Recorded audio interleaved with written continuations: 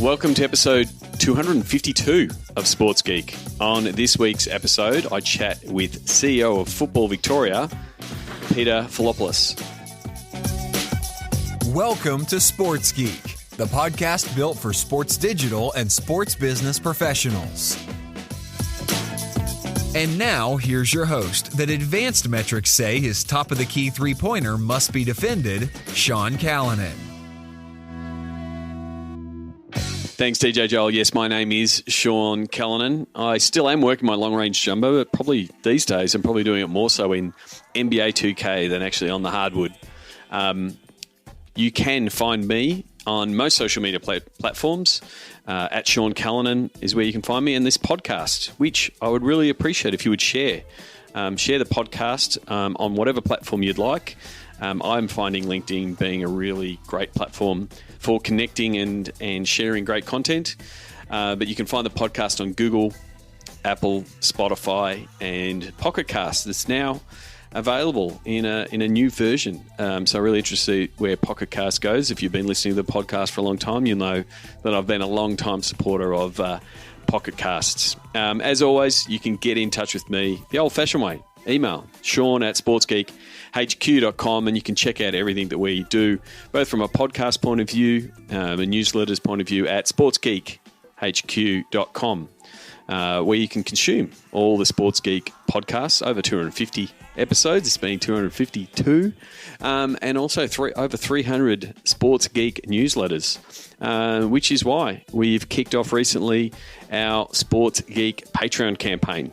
If you're a regular listener, if you're getting value, please check out our Patreon campaign, sportsgeekhq.com/Patreon. It gives it different levels, whether you're just so you want to be a supporter for the cost of a cup of coffee. You can support the content that we produce across podcasts and email newsletters. But if you're a brand that wants to connect with the Sports Geek audience, which is varied, global, across both the newsletter and the podcast.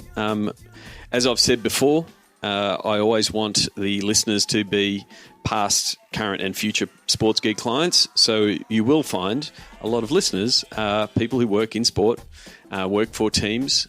So there is an availability for you to put your brand and show your support for Sports Geek via the Patreon campaign. So please, if you're a startup, or a business that wants to reach the sports market and the sports business market in particular, please check out the different supporter levels and the different options that you get as part of our Patreon campaign. So please check that out, sportsgeekhq.com/Patreon.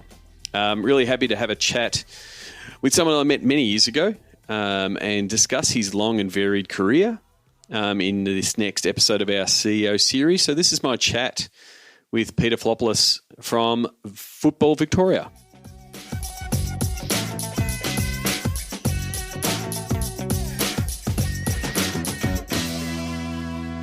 Very happy to be here in the offices of Football Victoria with the CEO, Peter Filopoulos. Welcome to the podcast.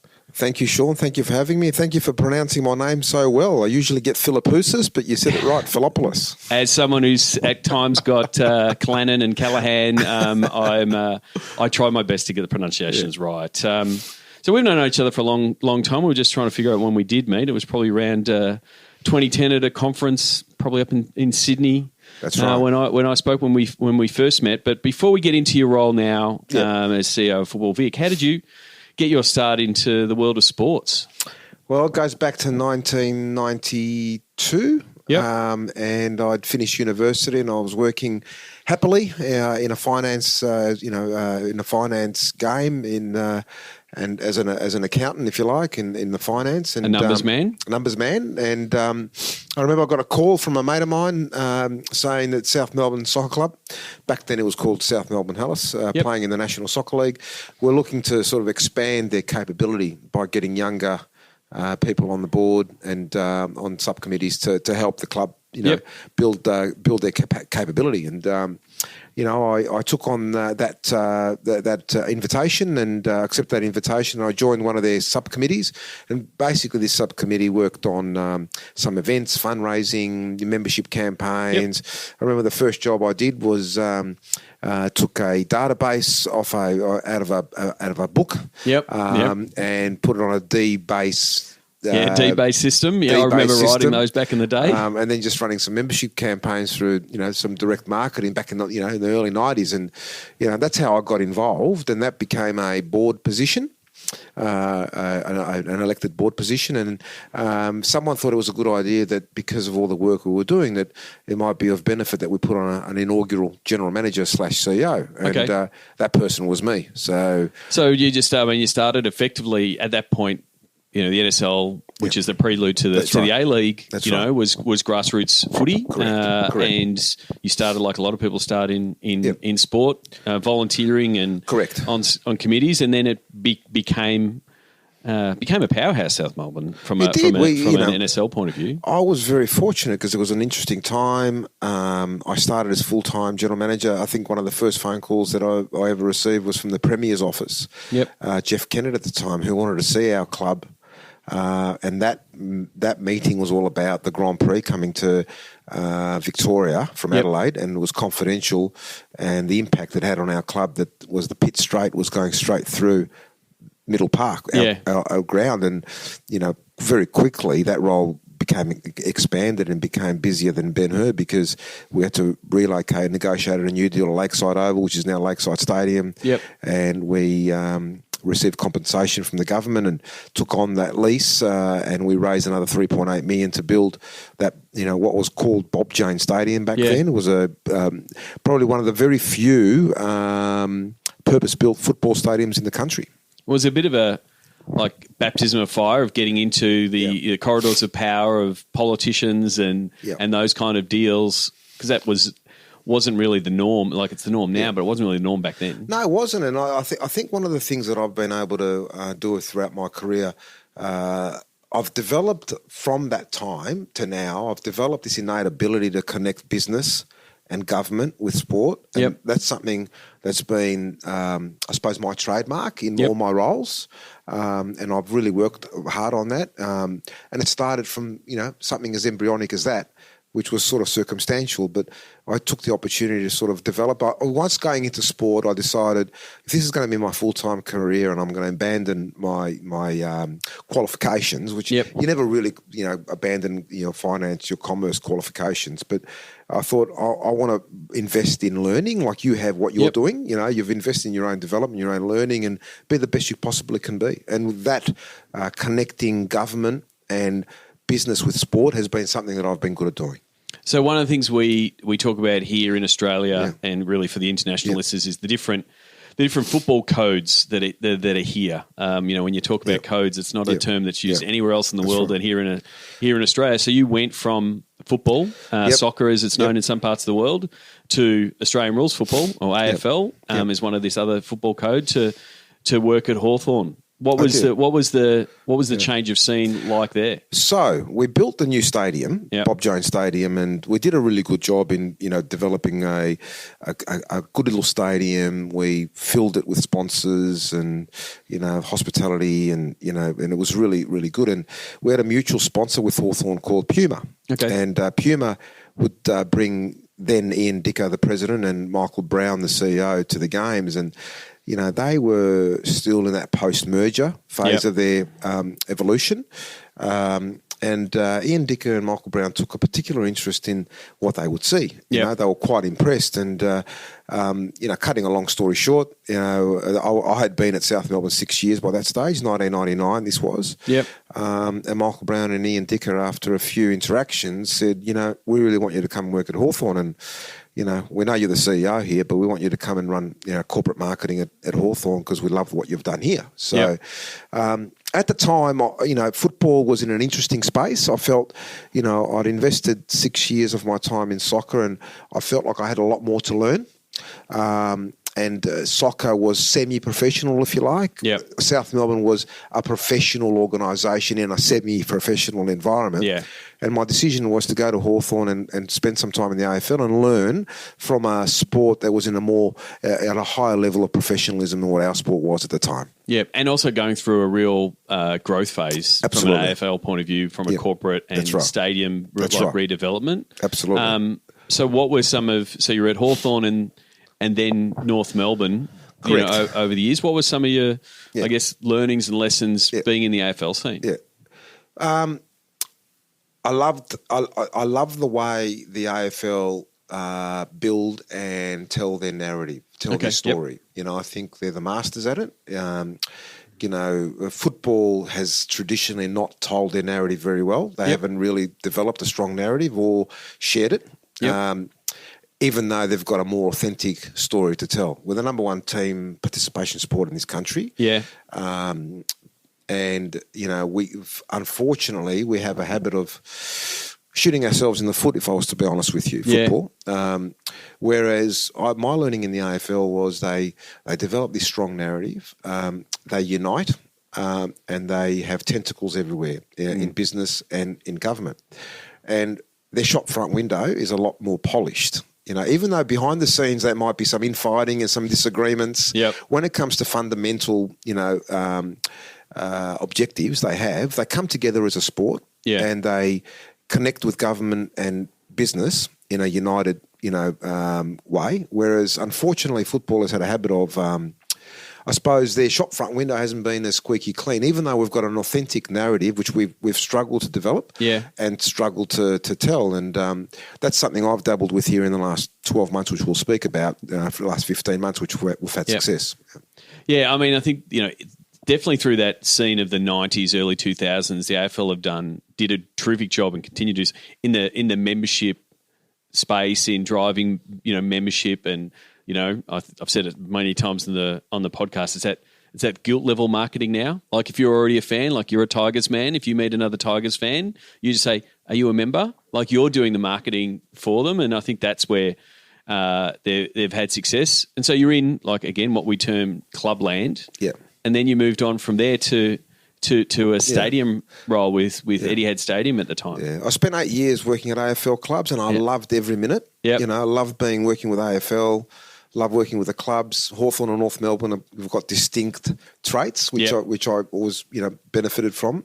And again, it came to that point of 8 years being at an AFL club in senior commercial, strategic type roles.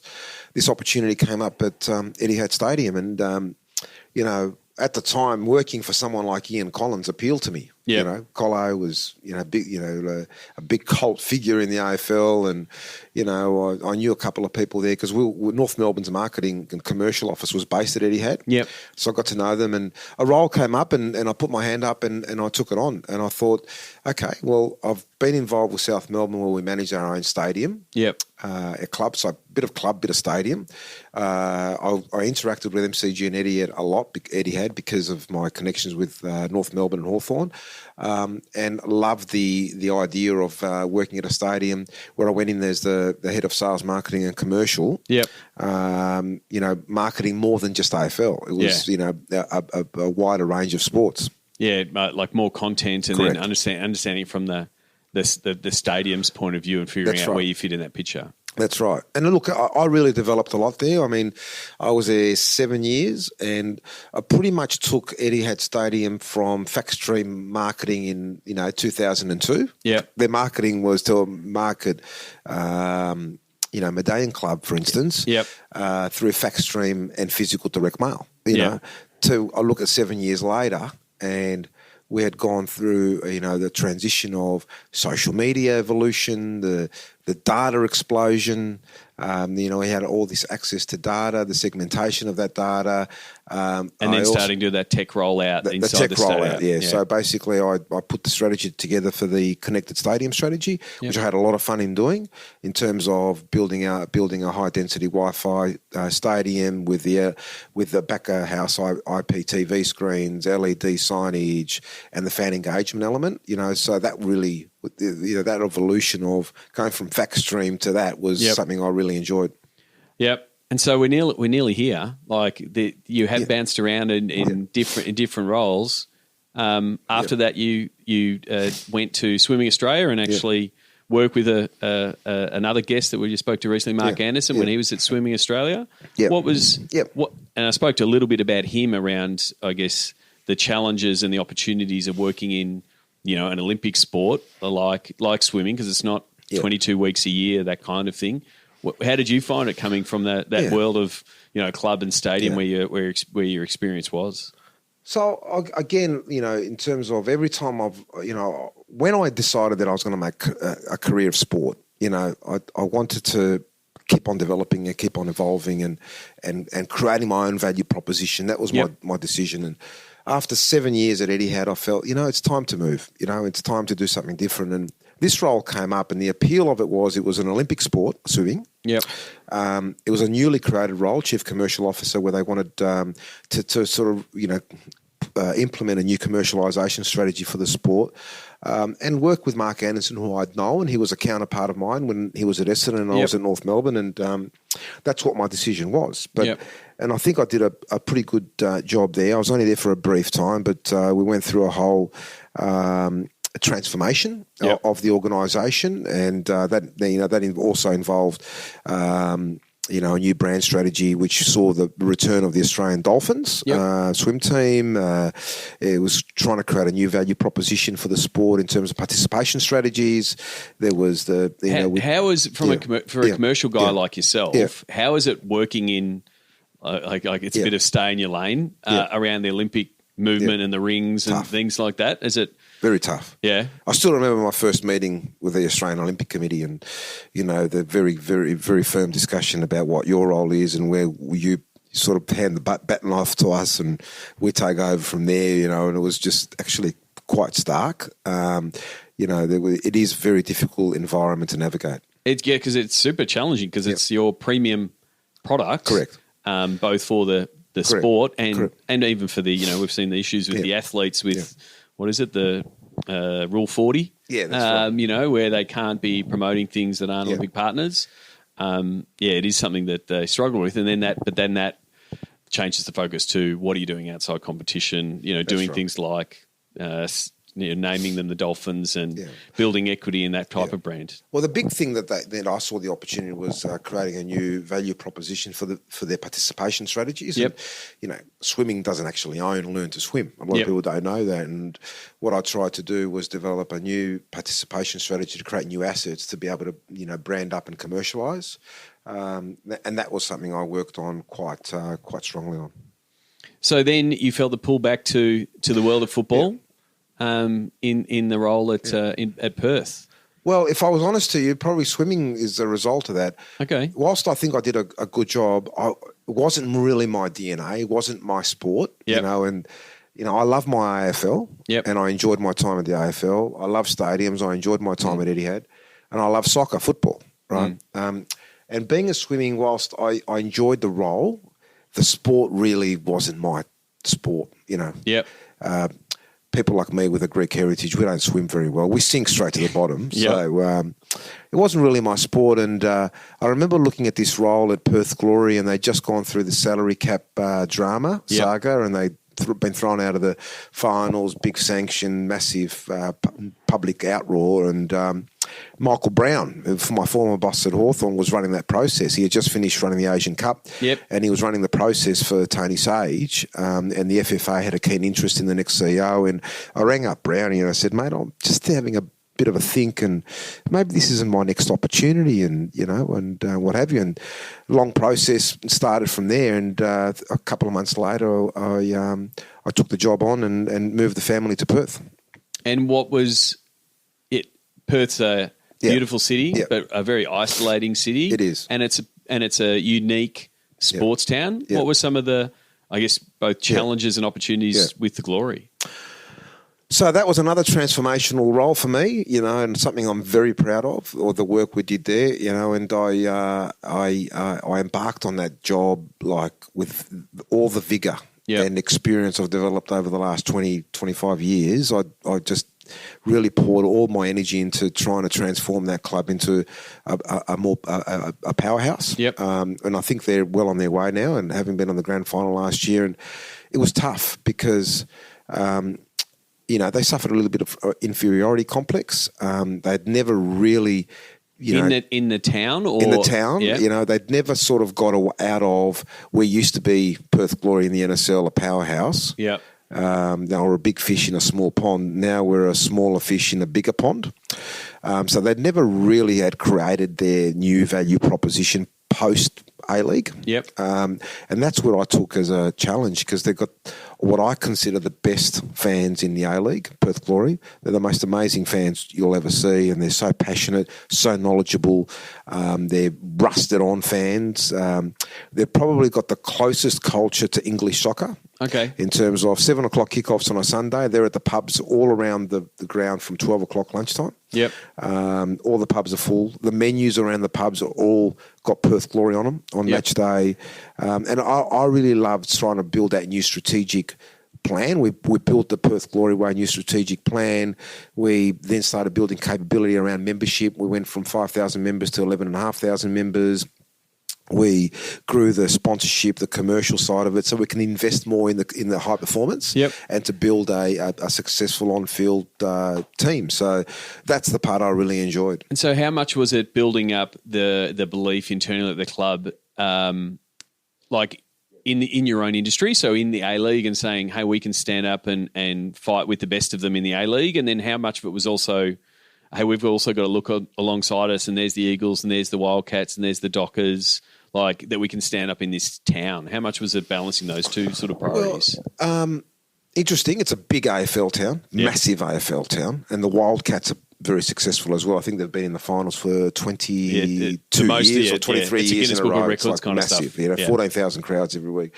I got there at a time where sentiment was really low at Perth Glory. You know, they just been cheated the salary cap, thrown out of the finals in a year that it looked like getting close to winning it. Yep. So I walked into an organisation with the fans, and the sentiment was really, really poor.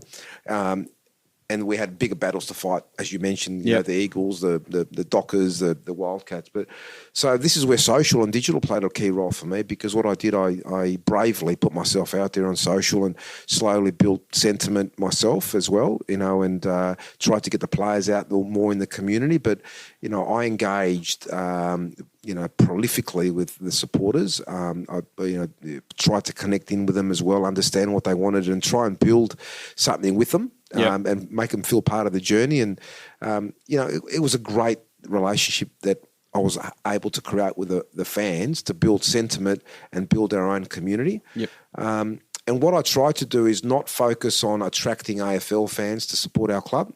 I focus on working with Football West in trying to connect participants who are remotely interested in football to connect them to the club. By getting him. That was our entire strategy. It wasn't about putting ads in the West trying to attract non-football fans. It was trying to convert existing participants to fans. Start with the fans that were the closest to the mark, rather than, converting them. And which is, it's a valid option. Like, it's a lot what the Wildcats do. It's an entertainment package and those kind of things. But getting football fans first and converting them.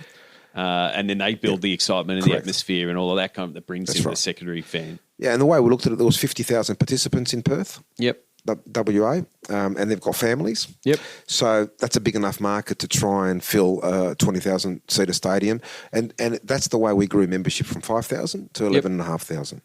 Terrific. And so was it the pull to come back to Melbourne? How did you end up in the role here at Football Vic? After 3 years, as a family, we only went there for 3 years, and I'd always had stressed to my owner, Tony Sage, that I'm only here for 3 years. So it's a bit of a journey for us as a family. Really great opportunity to work with you. And after 3 years, we were true to that, and we came back to Melbourne. And my wife's got a career as well, and we made that decision. I gave him good 6 months notice, and during that notice period this opportunity came up, and I thought, okay, it's a good progression, it keeps me in football, and I saw this is a bit of a transformational role as well, Sean.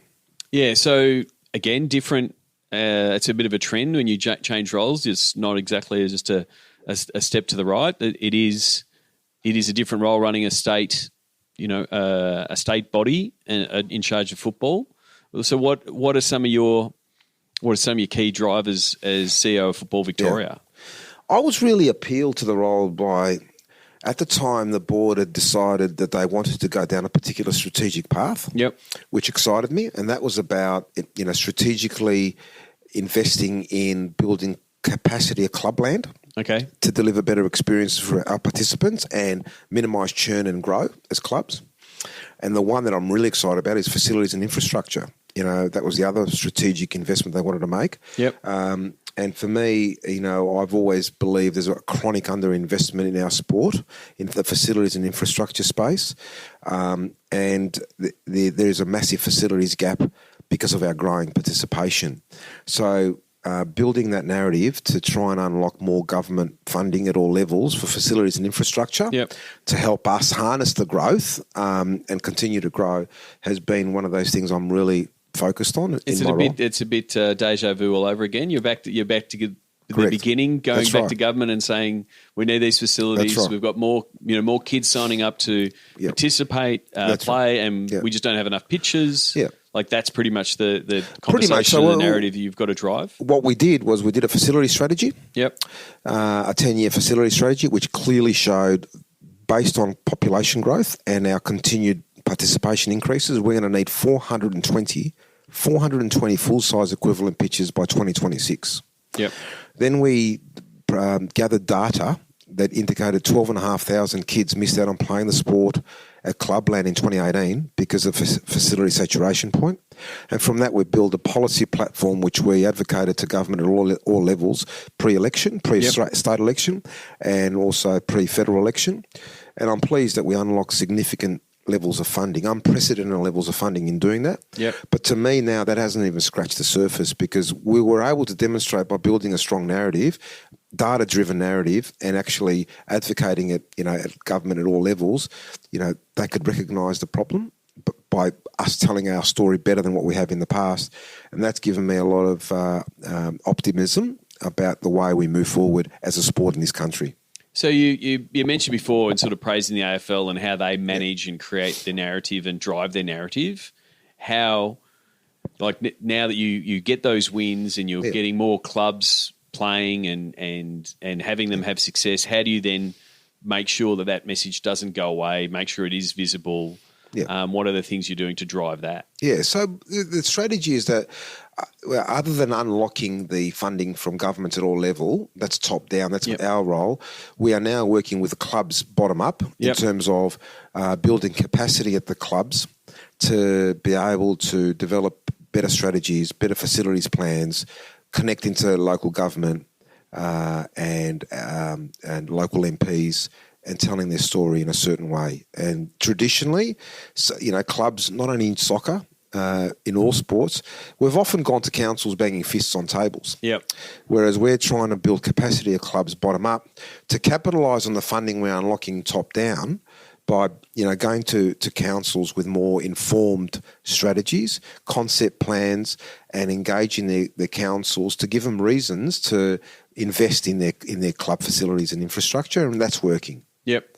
And things like the live streaming deals and things like that to be showing more games, do you think that also helps that story? Because people who don't know that the game's on can now watch it across multiple platforms? Yeah, absolutely. I think, look, I don't think 9 A-League clubs alone televised on Foxtel, exposes our game enough in this country, and hopefully with the A-League expanding and hopefully we get some free-to-air television, that'll give it a lot more prominence in this country. But there's a second tier called National Premier League, and that's a community story that I think that needs to be better promoted. And that broadcast deal has provided an opportunity to expose the National Premier League to a wider audience, help grow the brands, the profile of the NPL and the brands of the clubs, expose the players, and grow the sport. We had a triple header grand final. We had our NPL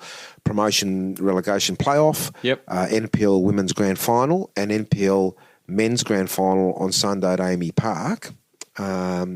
and we had 75,000 unique viewers. So that's an enormous reach that's going to help us commercialise the sport better and promote the leagues better and the clubs and the players in it. I mean, that's the thing that digital is now offering. You don't have to be waiting for a TV deal or a pay TV deal.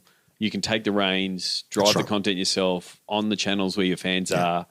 And if you've got the right commercial folk around you, then you can commercialise it and bring in more funds for those clubs. Absolutely. I see the disruption in the way sport is consumed and the broadcast environment's heading as an enormous opportunity for football. So the traditional means of selling your broadcast rights for an enormous fee, to a free-to-air channel, I think that's being disrupted. Eyeballs have been disrupted. There's more opportunities and platforms for you to consume whatever you want to consume. Whenever and wherever you want to consume it on whatever platform. So that's opened up a new opportunity for us, including hopefully the National Second Division, which could be up and running within a couple of years. That's the disruption and the availability of new platforms and avenues to broadcast your content, I think opens up new opportunities. Yeah, because it ended up being content. Like with all these platforms, they all want content. Correct. And we're just seeing new models. It's interesting watching the big players from an NRL, AFL, like what's their new TV deal look like when you're seeing lower level leagues like the NPL running their own streaming stuff, with guys like Luke at Live Graphic Systems, automating all your graphics and all of those kind of things.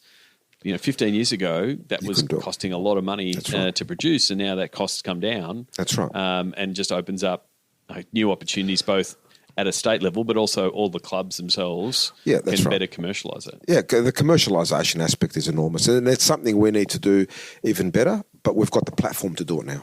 Yep. One initiative I did want to talk to you about, I spotted this poster on the way in, was the Respect the Game initiative and how important that is from a Football Victoria point of view and getting all the clubs to sign up. Tell us a little bit about that initiative. So I don't think this is unique just to football alone. I think it's a problem we have in sports. I speak a lot to Vic Health about this. I speak a lot to government about this. But I think all sports need to get together and address the issue of the ugly parent syndrome and just the general issues that sometimes we see in grassroots. Of issues of disrespect. Now, I'm not trying to suggest it's a prominent problem. But I think one problem is too many. Correct. And I think that we initiated it here this year where we asked all the clubs to sign a pledge to respect the game and to work with us to try and educate our parents, our participants, our coaches to respect referees, to respect each other, to respect everyone within the community. So it is enjoyable for everyone, and none of us want to see the ugly parent on the sideline or the coach screaming expletives from the sideline. I've got a 12-year-old who loves playing the game, and it's not an enjoyable aspect for anyone to experience anything other than a respectful environment. It's something I want us to do a lot more of, but I think also in speaking to government, I think it's a problem we need to address as a cohort of sports to address it and tackle it harder. Well, we can't have Sport Australia saying find your 30 and getting people more active if the experience of doing that is unpleasant. Absolutely. And it's not, like you said, it's not a Football Vic thing, but I think once a year you see someone take a photo of that sign that they put up in a clubhouse and say, remember, they're just kids, let them play, That's right. that kind of thing. And then I think the other piece is like the importance of referees. If you don't, if it's not appealing to be there, it doesn't help. And that's where, things like Ref Live and feedback from refs definitely helps that process. Yeah. We've all got a problem with referee and umpire churn, and the treatment from the sidelines does not help. Yeah. You want to. So, Peter, before we wrap up, I wanted to go to the Sports Geek closing five. Do you remember the first sports event you ever attended? I reckon it was South Melbourne versus Heidelberg Derby back in the 70s as a young bloke, which got me falling in love with football. Okay. And you would have obviously been in the sports industry for a long time. Do you have a favourite food memory now that we're seeing the food options growing? Yeah, I was fortunate enough to get front row seats at a Yankees stadium, Yankees game at a Yankees stadium, and I remember there was an all-you-can-eat buffet. You pay for your beverages, but there was an all-you-can-eat buffet, and I'm a bit of a junkie, and all the hot dogs and the pizza and the fried chips, all in the one room, all at once. It was fantastic. Did you just get the my favourite, the nachos in the helmet? The nachos in the helmet were there. I should mention that as well, yes. What's the first app you open in the morning? Look, I've got to say Twitter, but I'm slowly losing a lot of interest with Twitter because it used to be a platform where you go on and engage with like-minded people and engage in a meaningful way. Unfortunately now there's a lot of trolling by faceless accounts, and it's the element I'm not enjoying at the moment. But it's still Twitter. That's the way I consume my media in the morning over breakfast. I'm not too sure for how much longer. Yeah, and that is not. That's a problem. I'm also seeing a trend I'm seeing with athletes and why they're not using the platform as much. And it is really a problem that Twitter overall need to solve because if they don't have athletes and influencers and people of note wanting to use the platform, then it loses a really big part of its value proposition for mine. Yep.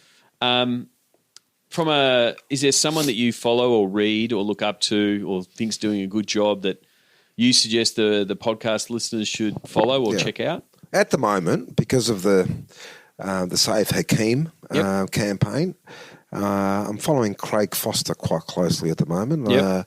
There's something brewing with Craig Foster in terms of the human rights campaign and the way he's creating his value proposition around human rights. Yep. And of course, he's a football person, so I'm closely monitoring him at the moment. So just for international audiences that have probably seen the story or it's popped up, just give us a little bit of background on Foz's involvement, but the Save Hakeem story. Hakeem is a Bahrainian international living in Australia as a refugee. Yep. He was playing for a football club here in Victoria called Pascoe Vale. He went overseas to his honeymoon in Thailand where he was detained because the Bahrainians had requested him be detained and extradited back to Bahrain.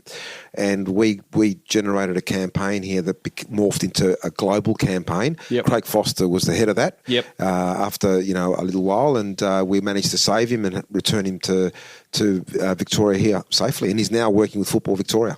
Yeah. So if you literally look up the hashtag, you'll see the story. But Foss did an amazing job leading that effort and fighting for human rights. So that's right. Definitely a good follow, and he's probably on my list of people I should be catching up with on a future podcast. You may have previewed it, but that's okay. What social media platform is your MVP? What's your go-to platform? Probably in terms of distributing content, I find a lot more value out of LinkedIn now. Yep. And that's where I'm sort of sharing a lot more of my content now. Other than the quick 140 character type tweets, but more official type campaigns is via LinkedIn at the moment. And if you put your Football Victoria hat on, what platform's the one performing the best for Football Vic and the clubs in general? Yeah, look, I think our website is where we try and we've got a new website now under the FFA network, digital network, and that's where we're trying to get a lot more people to sort of. So it's a bit of and it seems to be a common trend now, a bit of a correction of. That's right. For many years, we were sending people or telling people to follow us on the social media platforms, and now we're realising Zuck's not sending the traffic back. Correct. So we're trying to say, well, come to our sites, come to our apps. That kind of thing. Correct. And video is one of the mediums we're trying to use a lot more as well through our website. Yep. And what's the best way for people to find you and connect with you, tell you that, hey, I listened to you on the podcast, really enjoyed it?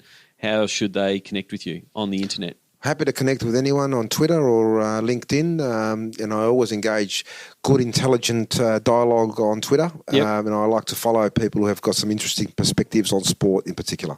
Terrific. So we will have links to all of your social links in the show notes. But thank you very much for coming on the podcast. Thank you, Sean. Very enjoyable.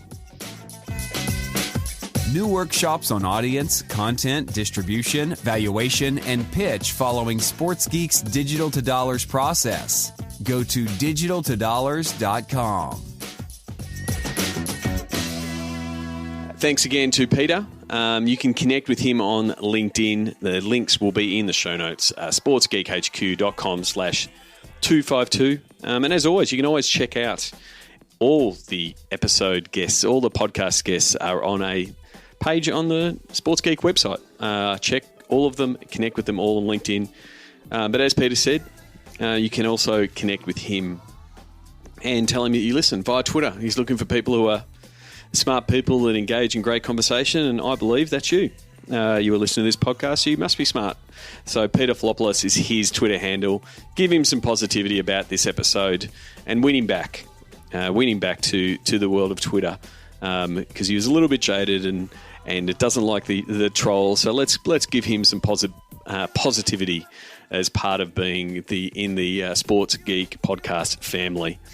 Before I wrap things up, I just want to talk a little bit about digital to dollars and sort of dive in more on the know your audience piece. One of the things that we've been doing in talking to digital teams who are really focused on the content they're developing and the channels they're doing it on. So they're really strong in the development of the content, knowing your content, and strong on knowing your distribution, especially on the key platforms that they've been working with for a couple of years, Facebook, Instagram, Twitter, and the like. But what we've found is when we start diving in and reviewing the content that they're producing, the analysis and the reasons behind and the audiences they're developing the content for haven't been really well defined. So what they end up doing is creating a lot of content for what we would call the digital cheer squad, the really avid digital fan base, which is great for the digital team because they're producing content for the people who click on the content, watch the views, watch the videos, provide engagement. So it's great for their KPIs, but in some instances they're missing key audiences that they should be talking to. And so going through that exercise of who are the different audience groups and different personas that they should be talking to by looking at the data they've got in their CRM or what their social data is saying is really important. But also having that conversation with your ticketing and your data people to help them to help bridge the gap between them and digital. So that know your audience piece is really the starting point to say, who are the different audiences? Who's your primary audience? That digital cheer squad, that's great. They're the key people that are consuming your content and ticking all the boxes. But who are the audiences we need to talk to grow our fan base? Who do we need to talk to better engage the community? It's a little bit what we were talking there with Peter around building the narrative and telling the story. It's great to tell it to the rusted-on fans that are there, but you also need to tell it to new fans. So that know your audience piece is really critical as the first building block of what your whole digital strategy looks like, but then also what the commercial strategy looks like. Because also in the audience workshop, we start identifying which are the audiences that actually have the most value commercially. You could be producing a lot of content for, let's say, 14-year-olds, but it's really hard to get 14-year-olds to buy a lot of things because they don't have a high spend opportunity. So, they're the kind of things that you want to be diving into in that audience piece. And normally through that exercise, we identify one or two really underserved audiences. That doesn't mean you're completely changing your whole content strategy, but really what it means is what content could we produce for that segment? And it might be 1 or 2 or 3 bits of content that you're producing a week, not changing everything, not turning the whole ship around, but making sure that, we've got these new fans that need to be explained to or need a certain type of content. How can we serve that to them, and how can we make sure they see that content? So that's a combination of what's the content being produced and then what platforms are being used, the know your distribution, to make sure that you're ticking the box of you've got a broader spectrum of who your content is being targeted to and who is it being produced for. So that's a little bit of a deeper dive on the digital to dollars process and starting to understand what know your audience means. Because I think it's really critical at the end of the process, we end up with a one-page pitch that your digital team or your commercial team or your data team can use to say, hey guys, we want, or girls, and I use guys as a collective term, we want to produce this. And it really dives in on, this is the audience we want to target. This is the type of content. Here's the commercial outcomes that we could produce from this. And everyone is having that focus of of those multiple lenses, and not just saying, I'm doing a cool piece of content because it's a cool piece of content because I saw another team do a cool piece of content. So it sort of gets you out of that bubble that sometimes content creators can get caught in. So if you're interested in that, check out digitaltodollars.com. As I've said before, it can be morphed in multiple ways, whether it's a one-day workshop, a two-day workshop, an ongoing process. It can be done in groups where multiple parties are turning up, or a single brand, single team type of implementation. So, and the goal is at the very end of the process is to produce assets that are sellable and having a team that can actually sell them. So it's no good if someone just says, great, all of your assets are worth this, if you can't sell it. So, the back end of the process is working with your commercial teams to help them sell digital and bring in more revenue. Then you can grow the team, and it's a really great cycle. So if you're interested in that, digitaltodollars.com, or send me an email, Sean@sportsgeekhq.com. Before I sign off, you've listened this far. Thank you very much. I would love you to consider becoming a patron of Sports Geek and supporting our efforts both in the podcasting space and the email newsletters. You could do that. And I know you're probably jogging, you're in the car, you haven't got a website right in front of you, can't pull your phone out. Please don't pull your phone out if you're driving. Don't stop running if you are running. But remember, go to sportsgeekhq.com/Patreon. Or even just send me a text or a message and say, what's that link again? I'll send you the link. And you can go there and check it out and sign up really quickly. Really do appreciate the support for the people who've done it so far. If you've signed up in the last couple of weeks, I will get to a shout out. I record these intros and outros at intermittent times during the year. So if you are promised a shout out, you will get a shout out. Until next week, my name is Sean Callanan, and you've been listening to Sports Geek. Join Sports Geek Nation access to exclusive Slack and Facebook groups with regular Q&A sessions with Sean Callanan. Go to sportsgeeknation.com to join. Need help with your digital rate card? Not sure how to price your assets? Is there a disconnect between digital and commercial? That is where Sean works best, in digital divorce counselor mode. Book a time for a call with Sean to discuss the Sports Geek process. Go to sportsgeekhq.com/phone call. Go to sportsgeekhq.com for more sports digital marketing resources.